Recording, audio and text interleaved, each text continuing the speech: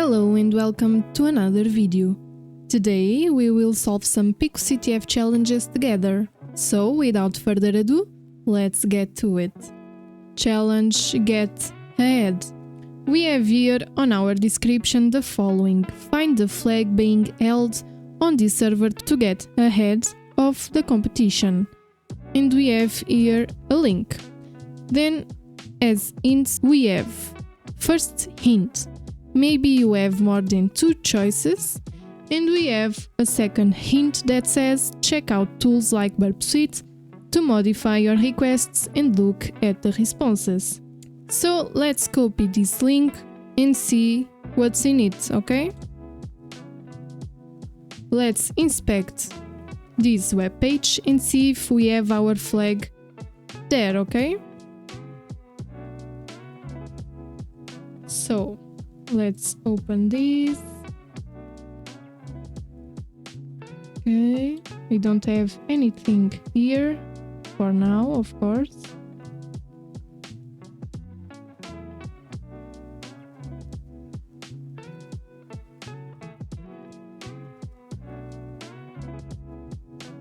Okay, we don't have any flag here. So now we can open 𝒂𝒂𝒂 and intercept our request. So let's see.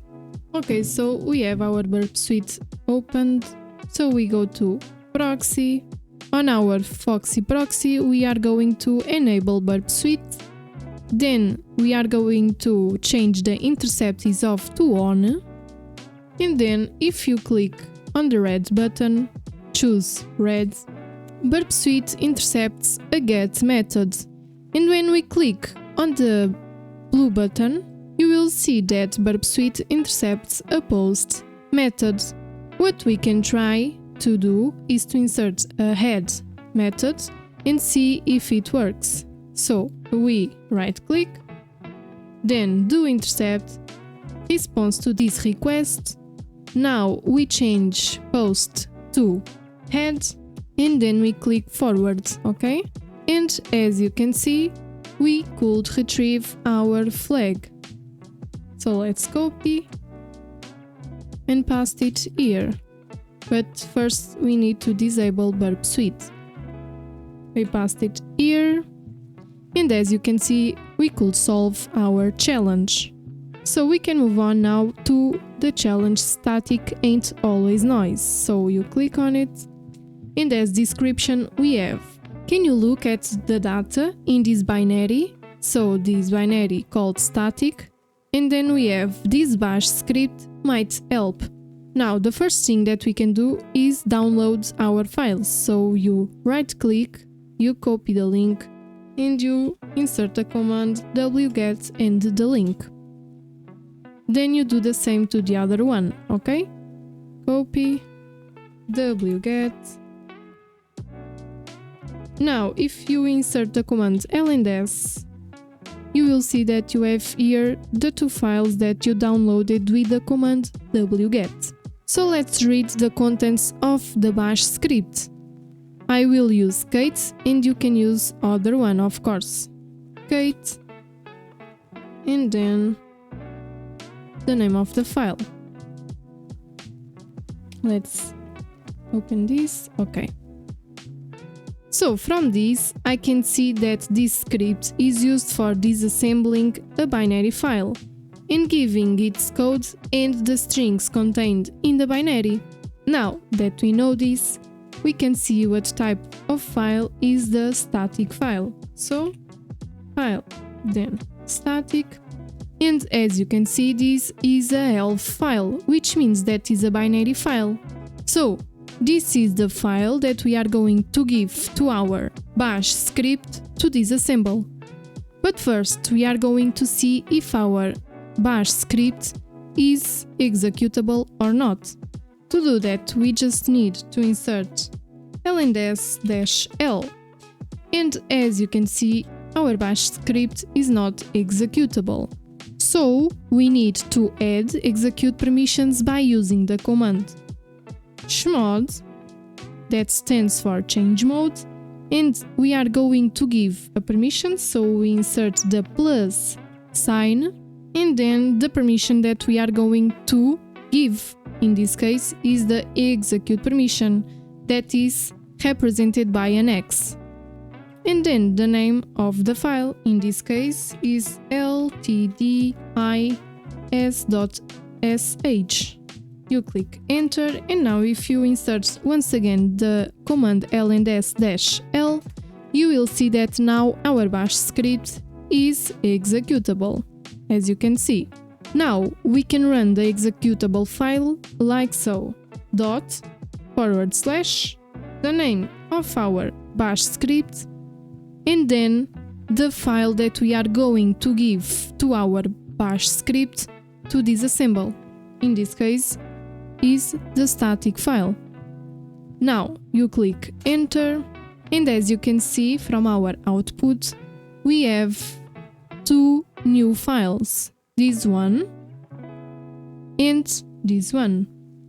Okay, so now if you insert on our terminal ls, you will see that we have the ones that we already had and the new ones. Okay, now we can search for our flag with the command cat, the name of the two files, pipe grep pico. Now in this command the cat will read the files sequentially and display their contents. The pipe will grab the output from the cat command and will pass it to the next command, that in this case is the grep.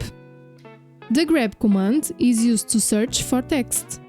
In this case, the grep command will take the output from the cat command and search for the text pico and will print the lines with this text. So if you click enter, you will see that this is our flag. You can copy and paste it here. And as you can see, we could solve our challenge. So let's move on to the tab attack. Now, as description we have: using tab complete in the terminal will add years to your lifespan when dealing with long rambling directory structures and file names. And here we have a file, so let's see the hint. After unzipping, this problem can be solved with 11 button presses, mostly tab. So we copy our link and we download it here, okay? ls. Now we just need to unzip this file, and to do that we just need to use the command unzip. Now if you insert the command ls, you will see that we can now access the contents of the zipped file. So let's see what's inside of this directory here. So cd, and now you can use the tab to autocomplete, okay? So now if you click on your tab, you will see that you can autocomplete the name of the directory. So you click enter, you insert ls. Now you can change the directories once again to this directory here. You autocomplete with the tab. ls, you do the same until you reach the final one, okay? ls, cd, you autocomplete with the tab. Now you insert an m and you autocomplete ls, cdo, and you autocomplete.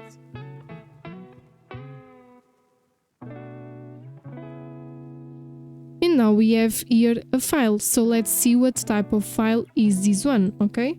So file, bang, and as you can see, this is an ELF file that is executable. As you can see, ELF executable. If we run the command ls-l, you will see that the file has the permission X, which means that this is an executable file. Now we can run the file with the dot and / and the name of the file. And here we have our flag, okay? So we copy our flag and you paste it here. And we could solve our challenge. So let's move on to the super SSH challenge. And as description, we have using a secure shell, aka SSH, is going to be pretty important. Additional details will be available after launching your challenge instance. So, let's launch our instance.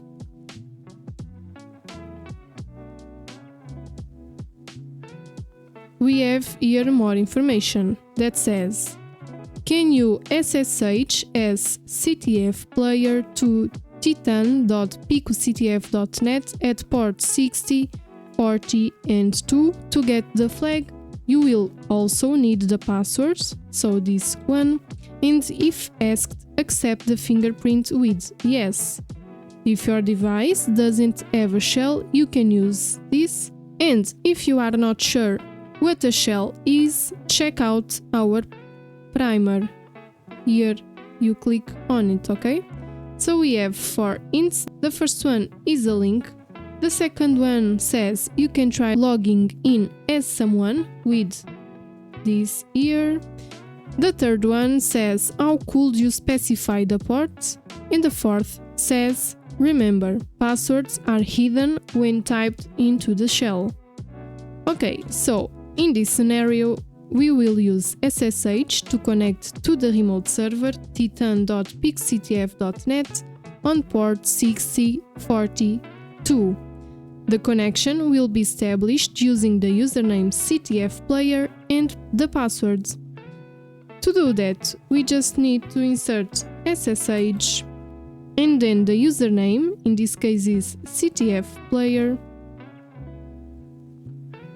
at, and then the remote server, that is this one, and then -p to specify the port, and in this case the port is 60, 40 and 2. You click enter, you write yes, and then you just need to copy the password and insert it on your terminal. Remember that you will not see the password, okay? But that's not a problem. And as you can see, we could retrieve our flag, so you just need to copy and paste it. And as you can see, we could solve another challenge.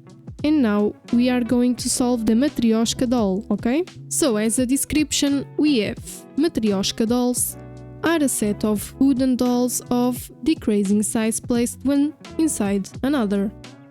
What's the final one? And we have here an image. So we right click, we copy the link, now wget and the link. Okay, now if you do L and S, you will see that you have here an image. So let's open it. And here we have an image, but we don't have any flag in it, okay? If we do not have our flag in the image itself, it seems that our flag is embedded within our image. Now, to know if our flag is embedded, we can use binwalk tool to analyze and extract embedded file systems. We can use binwalk like so. Binwalk and then the name of our file. In this case is dolls, okay? Okay. From our output we can see that we have at least one file, the 2_.jpg. Now, we need to extract the embedded file with the following command. Binwalk. But this time we need to insert the switch dash capital M E.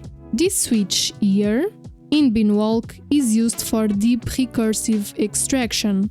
By employing this switch, we instruct binwalk not only to extract the initially identified embedded files, but also to continue dissecting any files it extracts, searching for further embedded content.